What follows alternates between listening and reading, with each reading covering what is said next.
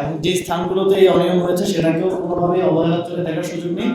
আমরা আহ্বান জানাবো ইসি সহ যারা দায়িত্বশীল আছে সবাই সংশ্লিষ্টরা ওই আসনগুলো গুরুত্ব সহকারে বিবেচনা করবেন, ওই আসনগুলোর বিষয়ে জনগণের পক্ষে রায় দিবেন। আমরা এখন 11 দলীয় জোটের নেতা কর্মীদের প্রতি সারা দেশের যারা সারাদিন দায়িত্ব পালন করছেন, কষ্ট করছেন, সকলের প্রতি আহ্বান জানাতে চাই, কিছু কেন্দ্রের ফলাফল দেখে কোনোভাবেই যদি আমরা এগিয়ে থাকি তাহলে কোনোভাবে অন্য কেন্দ্রগুলো ছাড়া যাবে না। আমাদেরকে অবশ্যই কেন্দ্রে অবস্থান গ্রহণ করতে হবে, চূড়ান্ত ফলাফল আসা পর্যন্ত কেন্দ্রে অবস্থান গ্রহণ করতে হবে। আমরা ইতিমধ্যে দেখেছি যে কিছু কেন্দ্রে যেখানে শাপলাকলি কিংবা 11 দলীয় জোটের প্রার্থীরা জয়লাভ করেছে, কেন্দ্রের ফলাফল এসে গেছে কিন্তু ফলাফলটা প্রিজাইডিং অফিসারকে রিটার্নিং কর্মকর্তার কাছে পৌঁছতে দেওয়া হচ্ছে না।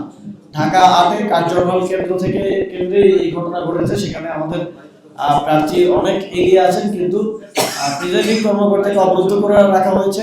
ছাত্রদল এবং বিএনপি নেতা কর্মীরা বলছেন যে তারা এই ফলাফল মানেন না এবং তারা এই ফলাফলটা পৌঁছাতে দিচ্ছেন না রিটার্নিং কর্মকর্তার কাছে। ফলে এই ধরনের ঘটনা ঘটছে। এবং ঢাকা আটের আরেকটা বিষয় আমরা উল্লেখ করতে চাই যে আমরা দেখলাম যে বিএনপির যিনি প্রার্থী আছেন মির্জা আব্বাস, তার ওয়াইফ নিজে দাঁড়িয়ে থেকে ভোট গণনা তদারকি করছেন। তিনি কি প্রিজাইডিং অফিসার নাকি রিটার্নিং কর্মকর্তা আমরা জানি না। এখানে স্পষ্টভাবে ভোট কারচুপির এবং ভোট গণনায় ইঞ্জিনিয়ারিং এর একটা সম্ভাবনা আমরা দেখতে পাচ্ছি। তারা যখন দেখছে যে তারা পরাজিত হতে যাচ্ছে তখন তারা কোনো রাগঢাক না রেখে সশরীরে এসে ভোট কারচুপি করছেন, ভোট গণনায় ইঞ্জিনিয়ারিং করছেন।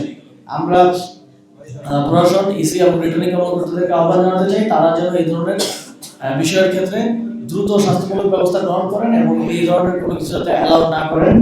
এবং আমরা দেখেছি যে ইসির পক্ষ থেকে অনেক রিটার্নিং কর্মকর্তাদেরকে একটা মৌখিক নির্দেশনা তারা দিয়েছেন, তারা কোনো লিখিত নির্দেশনা দেননি। তারা মৌখিকভাবে বলেছেন যে মার্কার বক্সের বাইরে যে ভোট পড়েছে বা সিল পড়েছে সেটা সাধারণত গণনা হওয়ার কথা না, সেটা হচ্ছে ফল্ট ভোট।